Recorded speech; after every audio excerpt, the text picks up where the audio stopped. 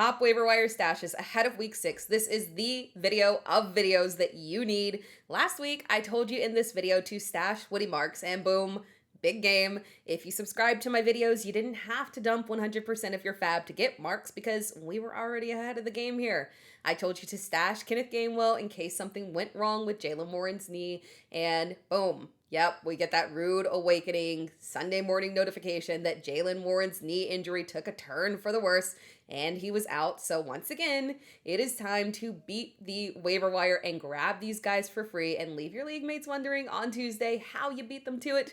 This is literally my favorite video to make. We talked about Malik Washington in my waiver wire video on Tuesday and in the 5 big questions video. I'm very intrigued to see how his usage adjusts with Tyreek Hill out.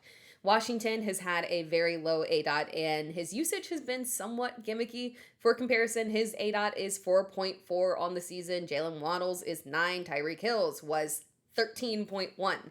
While Washington's size does scream slot receiver, he was very versatile as a receiver in college, and he is very capable of running a wide variety of routes and being used as a downfield asset. For Washington to really capitalize on this opportunity, Mike McDaniel will need to vary his usage. We will learn real quick this week what kind of adjustments are made here. And because he is still readily available on waivers, I suggest that you stash him now rather than waiting to see if he steps up on Sunday. The Cardinals said they'll use 3 backs, and if you weren't able to grab Amari DiMercato, a speculation ad on Michael Carter is well worth the potential upside. We know we have got a minimum of 4 games with Trey Benson out and potentially more. Carter was active for the first time in week 4, but got just 1 carry for 1 yard, while DiMercato had a solid game with a touchdown, but it is possible that DiMercato's role remains the same as it was, just focused on passing downs, and Carter gets more of the early down and goal line work. We truly don't know here.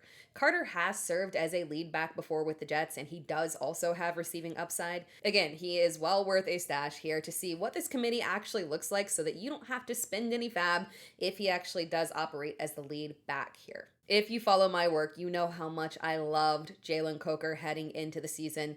When Adam Thielen was traded to the Vikings, I was pumped because that meant Jalen Coker, full-time starting position as the slot receiver, a role that pairs very favorably with Bryce Young.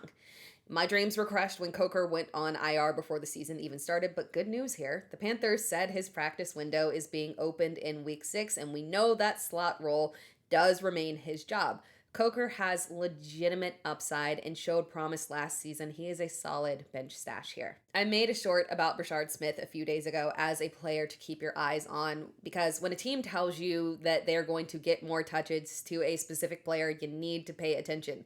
The Chiefs specifically said that they are looking to get Brashard Smith more touches, and I, for one, am super pumped because Smith was one of my favorite running back prospects, and seeing him get opportunities, these increased opportunities here, literally brings joy to my heart.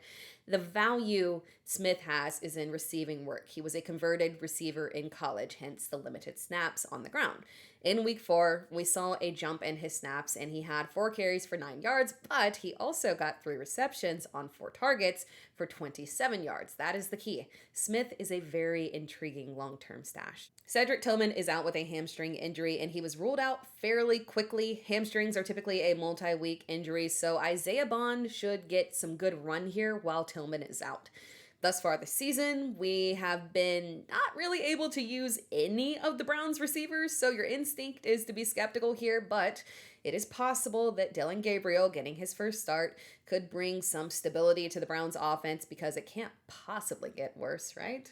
Bond popping early isn't really a surprise here. He was a strong prospect, obviously went undrafted for reasons outside of talent. He has been on the field upwards of 50% of snaps for the past 2 games and caught 5 of his 10 targets over the past 2 games. And he was actually the Browns' leading receiver last week. Take that for what you will. Not bad for a guy that got 0 team off-season work. I've talked a lot about the vision of this Jets backfield and that we know that they want it to be a Detroit-style committee with Breece Hall as the lead back, kind of splitting early down work and then also being the featured receiving back. Then another back serving as the goal line back. That was supposed to be Braylon Allen. Allen is likely out for the remainder or majority of our fantasy season, and Isaiah Davis can fill that role. Davis is a young second-year back that actually outperformed Braylon Allen at the end of last season. He has promise, and he is a solid stash that could end up not just being a handcuff, but also offering standalone value. This stash is pretty simple. The Giants will have a ton of available targets, unfortunately, with Malik Neighbors out. Jackson Dart will throw more as the season goes on, and Johnson could be a big beneficiary here. He is the clear tight end one. He is on the field upwards of 70% of snaps. He hasn't been targeted significantly, and honestly, that's not a major concern because Russell Wilson has been the starter for the majority of the games, and he doesn't exactly have a history of hyper-targeting tight ends. This switch to Jackson Dart is good for Johnson, and we could see a rise in his production. Finally, Mason Taylor might be turning a corner. This is fantastic because the opportunity is there. In terms of pass catchers, it is Garrett Wilson and literally nobody else. There is room for Taylor to step up and be a weekly streaming option, and the Jets have an insanely friendly schedule. There will be plenty of opportunities for Taylor, and he is worth a stash right now because if there is a week for him to finally go off, it is this week, this matchup against Dallas. This is more specific to deeper leagues, particularly because we don't know the exact time frame for Bucky Irving's injury, and because it is entirely possible that this is literally just the Rachaad White show. The pecking order is clear, and it has been clear for years, as Rachaad White and Sean Tucker have both been Bucs running backs for multiple years together, so there's not really a ton of mystery here. White will be the lead back, but we know that White's success has always been more as a receiving back. He has gotten plenty of work on the ground, but he's not been super successful with it. Tucker, on the other hand, has been more successful on the ground. If Sean Tucker gets some snaps and showcases well, I would not be shocked if the workload tilts to more of a split backfield next week if Bucky Irving remains out. Thank you so much for tuning in. If you enjoyed this video, be sure to like the video and subscribe to the channel. You can also find me across all social media platforms at It's Terra Time, so make sure that you are tuned in and subscribed because I will be bringing you more fantasy football content and advice all season long. I've got you covered every single week with top waiver wire ads, live shows, live Q&A where you can ask me any questions that you have, and so much more.